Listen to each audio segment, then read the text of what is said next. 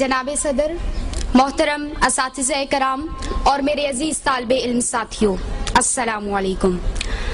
آج مجھے جس موضوع پر لب کشائی کا موقع ملا ہے وہ ہے اسلام مساوات کا درس دیتا ہے۔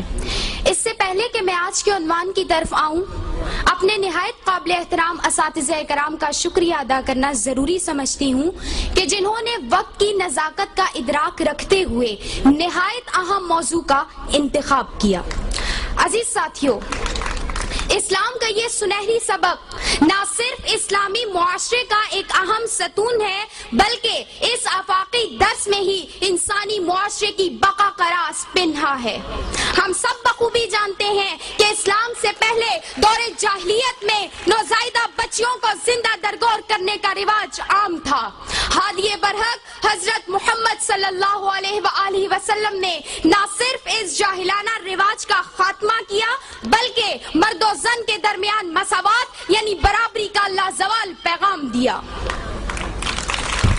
روزمرہ کی بنیاد پر معاشرتی، قبائلی، لسانی اور خاندانی فرق کو دفنا کر محمود و ایاس کا ایک ہی صف میں کھڑے ہونے کا عملی مظاہرہ یعنی نماز پنجگانہ کا حکم، امیروں کے مال میں سے غریبوں کا حصہ یعنی زکوٰۃ کا حکم، اور حجۃ الوداع کے موقع پر گورے و کالے، عربی و عجمی، لمبے اور چھوٹے کے درمیان فرق کو مٹانے اور برابری کی مساوات قائم کر رکھنے کا وہ لازوال پیغام دیا جس کی اطاعت عاشقان رسول صلی اللہ علیہ وآلہ وسلم کی زندگیوں کا محور و مقصد ہے۔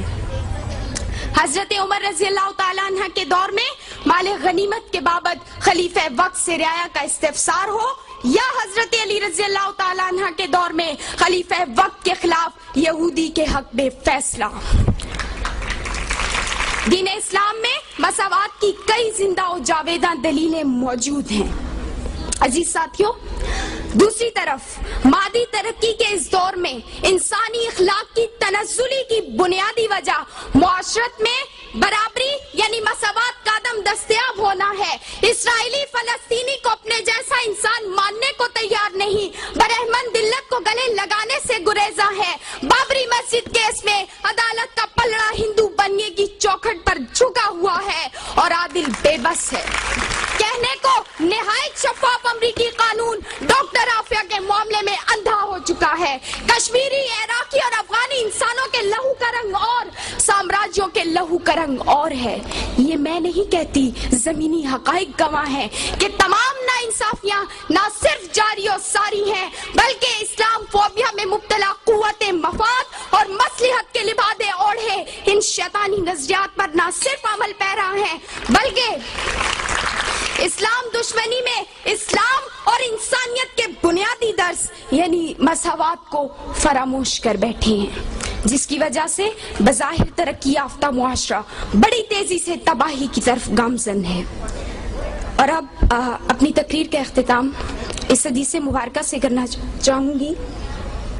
نبی کریم صلی اللہ علیہ وآلہ وسلم نے فرمایا کہ کوئی بھی معاشرہ کفر پر تو قائم رہ سکتا ہے مگر ناانصافی پر نہیں۔ شکریہ۔ آئیں گی